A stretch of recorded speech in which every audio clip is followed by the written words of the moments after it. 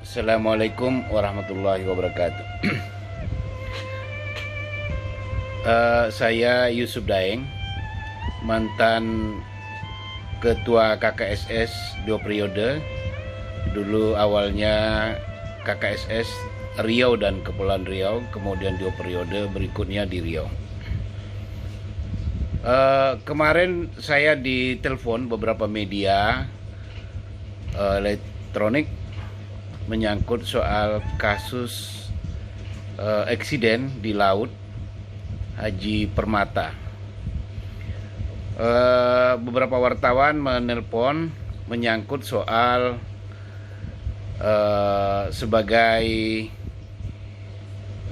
dosen pidana dan sesepuh masyarakat, mantan ketua KKSS lah, kira-kira 8 tahun yang lalu terakhir. Saya bilang tentang apa? Beliau bercerita bahwa kasus penyeludupan dari wilayah hukum Polda Kepri ke wilayah hukum Polda Riau. Dan media juga sudah kita baca dengan berbagai versi dan redaksional hukumnya.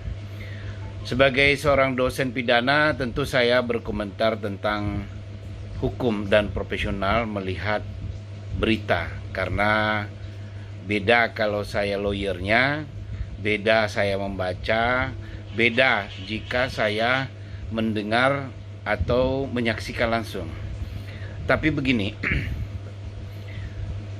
Undang-Undang Penyeludupan Nomor 17 2006 ya, tentang kepabeanan dan seterusnya, kemudian Undang-Undang Impor Rokok ya, Nomor 6 2017 tentang impor elektronik atau Peraturan Menteri Perdagangan. Kemudian mengacu Peraturan Menteri Keuangan juga Nomor 152 PMK 2019.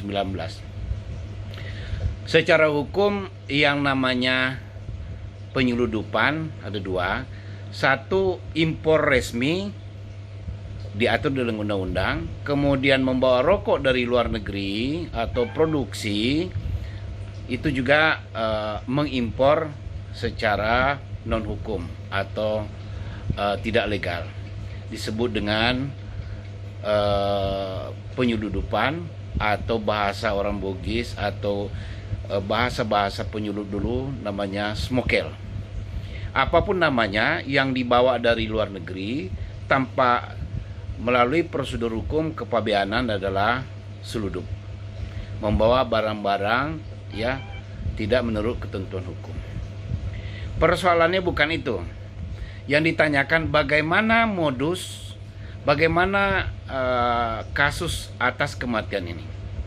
Karena saya tidak melihat langsung, hanya mendengar berita di telepon dari sesepuh Bugis dari Inhil maupun dari Kepri maupun WA. Persoalan begini, kalau kita melihat faktanya ya dari gambar bahwa dalam hukum siapapun, barang siapa menghilangkan nyawa orang lain, mengakibatkan kematian, disengaja atau tidak disengaja, diancam pidana. Titik. Ini ada keterlibatan oknum penyidik ya, ditugaskan katakanlah bea cukai bahwa dia adalah di laut wilayah hukumnya melakukan tugasnya, menemukan ya seseorang atau banyak orang menyeludup, kemudian ditangkap, terjadilah bentrok di situ, penembakan.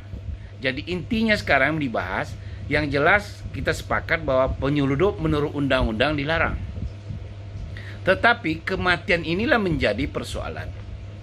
Kalau kita melihat bahwa dia itu menyerang pun dalam hukum ada dalam kasus-kasus perkelahian ataupun penyerangan disebut dengan ada analisa perkelahian tanding. Yang menyerang dengan apa, berapa orang, disengaja atau tidak disengaja. Kemudian yang diserang imbang. Kalau yang menyerang adalah senjata tajam, badik hanya panjangnya 30 cm, kemudian orang membawa laras panjang, medannya kayak apa, yang menyerang berapa, yang diserang berapa. Persoalannya imbang atau tidak. Kalau fakta ini bisa ditemukan, fakta ini, tapi secara fakta hukum dia tertembus peluru di dada. Kalau itu fakta ini, proyektilnya dan pelurunya bisa didapatkan, menjadi bukti, dan menjadi alat bukti adalah bot, dan bukti adalah rokok, saksi-saksi di lapangan. Dan ini bisa proses hukum bisa diselusuri. Karena kalau tembakan dalam hal petugas ada SOP. SOP-nya peringatan, kemudian tembak kakinya yang untuk melumpuhkan, bukan mematikan. Kalau sudah dada adalah itu medan perang. Apalagi medannya adalah di bot. Bot tidak seperti di darat, ada gelombang. Karena kami ini adalah orang-orang pesisir yang tahu persis. Dan dari kecil sudah pernah diajak orang tua menyeludup ke Singapura. Persoalan medan bagaimana di laut antara menyerang diserang. Kalau ini pasti dia punya petugas, punya bot yang canggih dan punya teropong karena situasinya juga bisa diprediksi dan sebagainya. Ini yang perlu dikejar. Kenapa sampai ada 2 tembakan? Kemudian tembakan ini peluru apa? Kemudian peluru tajam yang jelas mematikan, dan senjatanya senjata apa? Laras panjang atau laras pendek. Dan bagaimana seketika. Jadi ada unsur seketika, ada unsur perencanaan. Kemudian unsur perencanaan rekayasa atau dan sebagainya. Ini yang ditanyakan. Jadi persoalan seperti ini memang harus mencari fakta yang jelas, dan saya melihat bahwa kita berharap, saya sebagai pribadi, sebagai mantan Ketua KKSS, kita berharap kepada Bapak Kapolda Riau, Bapak Kapolda Kepri, melihat persoalan seperti ini.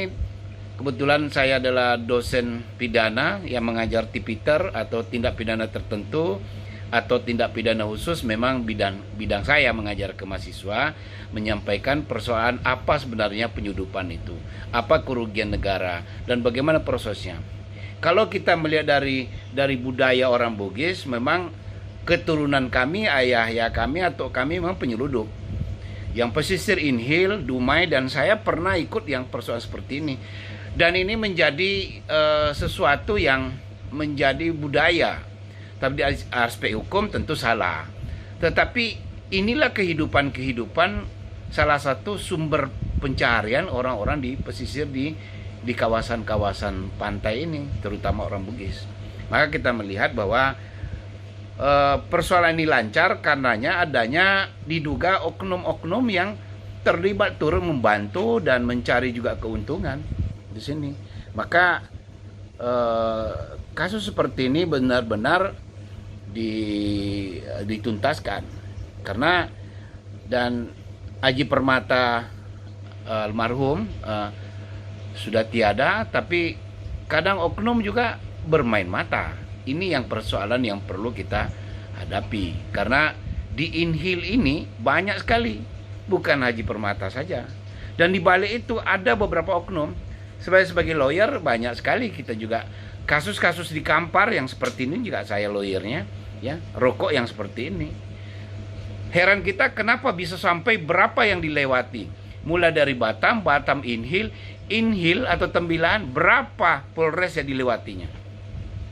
Kalau tidak ada yang seperti ini, tidak ada saling pengertian, ya, bahasa halusnya, kalau tidak ada saling pengertian, tentu tidak lancar. Makanya satu visi Departemen Keuangan, Bea Cukai dan Kepolisian benar-benar juga mau tuntaskan benar-benar tuntas gitu. So kalau ini dibiarkan, inilah akibatnya bahwa menimbulkan korban di pihak pengusaha. Karena pengusaha itu juga bisa berjalan karena adanya peluang-peluang yang diberikan. Bisa dibayangkan berapa banyak patroli, mulai dari Airut, mulai dari Angkatan Laut, mulai dari kepolisian, bea cukai ada di laut semua. Tapi pekerjaan seperti ini kan sudah paham kita dan sudah tidak menjadi rahasia lagi bahwa persoalan rokok, transaksi rokok dari berbagai negara yang masuk ke wilayah hukum di Riau sudah lama terjadi. Maka persoalan seperti ini kita sangat berharap ya kepada para penegak hukum untuk menuntaskan. Dan saya juga mantan ketua KKSS, katakanlah sesepuh, dan hari ini adalah ketua Bone, Kerukunan Forum Masyarakat Bone.